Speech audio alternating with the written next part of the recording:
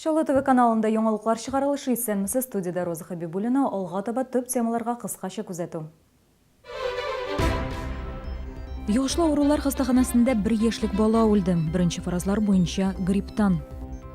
Эшсезрәк алам дип ватыкны алган. Дефект әйберне ничек кире кайтарырга һәм мондый очракларда нишләргә белгечләр киңәшен хәбәрчебез тыңлады. Җырлыйлар, бийләр, фокусларда күрсәтәләр. Чаллыда талантлы шәһәр фестивале уза.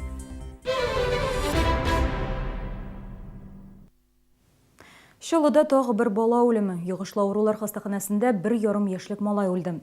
Беренче фаразлар буенча грипптан. Бала якшәмбе көнне ОРВИ диагнозы белән стационарга эләгән. Бүген иртәнге сагат 4-тә малайның йөрәге төбедән туктый. Бүген Татарстан сәламәтлек саклау министры күрсәтмәсе буенча тикшерү башланды.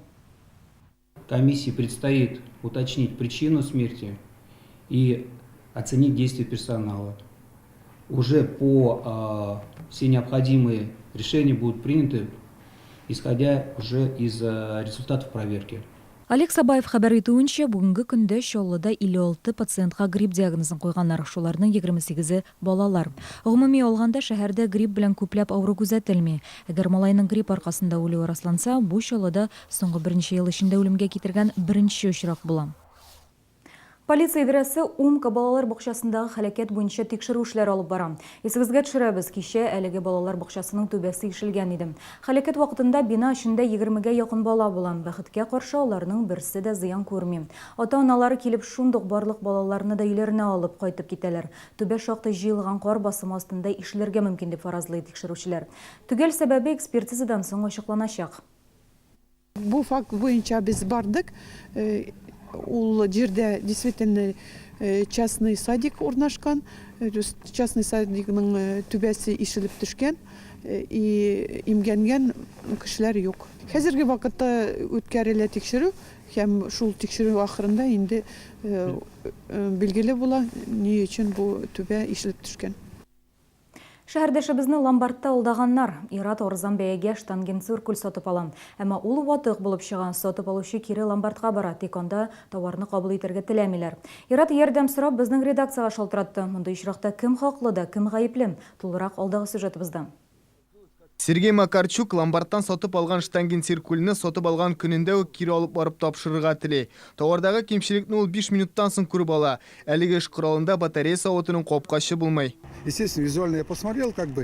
Беренче карашка бернинди дә кемчелек юк иде кебек. Тикшереп карага дип машинага чыкканчы сатучы миңа кагазга кул куйдырды.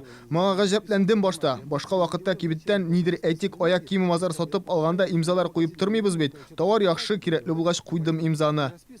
Сергей Макарчук чекка имзасын куя, кая куйганын карап тормый. Әлеге имза товарның сыйфаты буенча бернинди дә дәгъвам юк дигән аңлаткан булып чыга. Бүген ул штангенциркульне безнең күз алдында ломбард ияләренә кире кайтарырга омтылып карады. Товарны кабул итмәделәр. Вы товар посмотрели, вы его взяли в руки. У нас комиссионный магазин, у нас товар бывшего употребления, то есть они бэушные, правильно? Ломбард сатучысы клиент яна чыгуны кирәк тапмады. Мондый кибетнең асылышында барлык товарларда иске, кайчандыр кулланылышта булган. Шуңа күрә сатып алыр алдыннан җентекләп тикшереп алырга кирәк дип аңлатты ул. Бу сорауны без кулланучы хукукларын яклау департаменты юристына да бирдек. Ул сатучы сүзләрен җипләде. Мондый чираклар тормышта еш күзәтелүен ассызыклады. Төп киңәш шундый: нинди дә булса товарны ломбардтан сатып алырга җыенганда баштан турында интернеттан укып өйрәнергә кирәк. Это прежде всего с невнимательностью. Бу беренче чиратта сатып алучының игътибарсызлыгы нәтиҗәсе. Монда ничек килеп чыккан? Кулланучы товарны карап сатып алган, өенә алып кайткан. Аның алган шук ватык булуын, сыдырылуын, яисә алдагы мисалдагы сыман кайбер детальләрнең җитмәвен исбатлау алга таба бик авыр булачак. Авыр булачак, әмма бу мөмкин эш. Хәзер Сергей ломбардка карата дәгъва белдереп 2 нөксәдә гариза яза ала. Аның кулында калган гаризага ломбардның дәгъваны кабул итүен белгерткән тамга сугылырга тиеш. Әлеге гариза буенча җавап бирү өчен оешмага 10 көн бирелә. Баш тарткан чиракта кулланучы судка мөрәҗәгать итә. Судны уткан шартта Сергей Михайлов ломбардтан товар бәясе белән бергә рухи зыян өчен акча түләттер ала. Мондый чиракларда кулланучыдан суд пошлинасы түләттермиләр. Шуңа күрә кулланучы сатучыны судка биреп берни югалтмаячак. Райнур Аглямтинов, Гүзәл Шихапова, Алексей Иванов, яңалыклар. Син Чаллы халкы өчен нәрсә эшләдең? Бу араларда район җитәкчеләре, депутатлар, торак коммуналь хезмәтләр шәһәрдәшләребез алдында хисап тоталар. Очрашулар көн саен уза. Кешеләр анда үзләрен борчыган сорауга җавап эзләп килә. Безнең иҗат төркеме 26-нчы комплекста яшәүчеләр белән булган очрашуда катнашты. Мындай җыелышлар идарә итү компанияләре җитәкчеләренең хисабыннан башлана. Эшләгән эш күп, әмма халык арасында намуссыз кешеләр дә бар, ди Челныстрой ремонт директоры. Ресурсларны урлау фактлары ачыклана. Шул сәбәпле ОДН графасындагы зур сумманы бөтен йорт белән түләргә туры килә. Для снижения населения УДН проводится обход квартир по контрольным съемам показаний, в ходе которых выявлены такие нарушения, как несвоевременная передача показаний, выход в срок эксплуатации прибора учета, занижение показаний, проживание в квартирах с нулевой пропиской и так далее. Быел 26-нчы комплекс буенча 160 миллион сумлык капиталь ремонт ясалган. Йорт фасадларын, су турбаларын ремонтлаганнар. Әмма авырткан урыннар бу гына түгел. В 2601 был капитальный ремонт дома, когда канализационные трубы поменяют. Очень старые, воняют. Но пока до 2018 года у нас не запланировано. То есть, если только после 2018 года. До 2018 года уже планы есть, составлены, мы их изменить не можем. Эш шунда 26-нчы микрорайонда бөтен шәһәрдәге кебек үк торак коммуналь хезмәтләр өчен бурычлы кешеләр күп. Идарә итүче компанияга бурыч 12 миллион сум.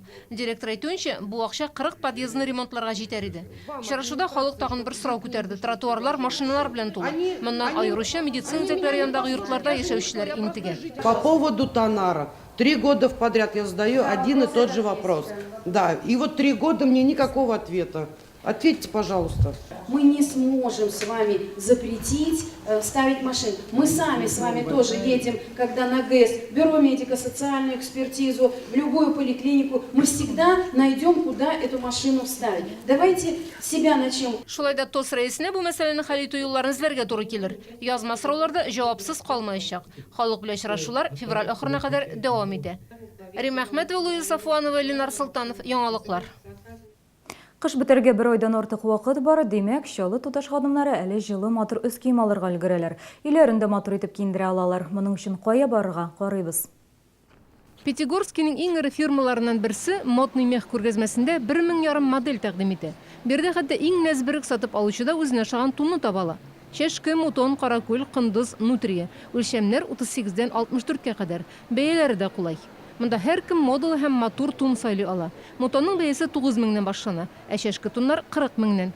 Бер елга процентсыз рассрочка каралган. Тунуга килешле яхшы башлыклар да бар. Иваново текстиль ярминкәсендә дә ассортимент бик зур. Бирдә тәмлек өчен бөтен кирәк-яракны алып була.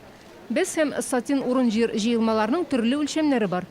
Бәя 890 сумнан башлана. Мендәрләр табигый кыш мамыгыннан да, ясалмалар да күп. Салкын кышларда сезне бамбук юрган җылытыр. Сарык яки дөянең сырылганы да бик яхшы. Бәяләре 500 сум. Иваново текстиле һәм модный мех күргәзмәләре Экспо Кама бинасында 29 январьга кадәр иртәнге сәгать 9-дан кичке сәгать 7-гә кадәр төшке ялсыз эшли. Шәһәрдә сәләтле яшьләр саны арта бара. Талантлы шәһәр фестиваль бәйгесен оештыручылар шулай ди. Сайлап алу турында гына да 5 сәгать дәвамында номерларга бәя бирергә туры килгән. Чыгыш ясаучыларның күбесен бүген генә тыңлаячаклар әле. Бу бәйге Чаллыда 3нче ел рәттән уза, әмма моңа кадәр катнашучылар саны алай күп булмаган. Олия Абзалова сәхнәгә чыгарга әзерләнә. Ул оригиналь жанр буенча чыгыш ясаячак. Бәйгегә бөтен гаилә белән әзерләндек ди. Талантлы шәһәр бәйгесендә Олия фокус күрсәтүче бердән-бер кыз. Вообще сюда я пришла показывать как оригинальный жанр, фокусы. Эти фокусы мы придумываем с семьей. И здесь я встретила очень много знакомых, друзей своих, возможно, даже с других конкурсов. Этот конкурс мне очень нравится. Мне кажется, он раскрывает таланты других людей.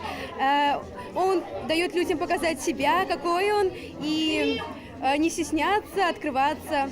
Сайлап алу туры 5 сәгатьтән артык вакытны алдым. Оештыручылар, катнашучылар санында санап өлгерә алмый.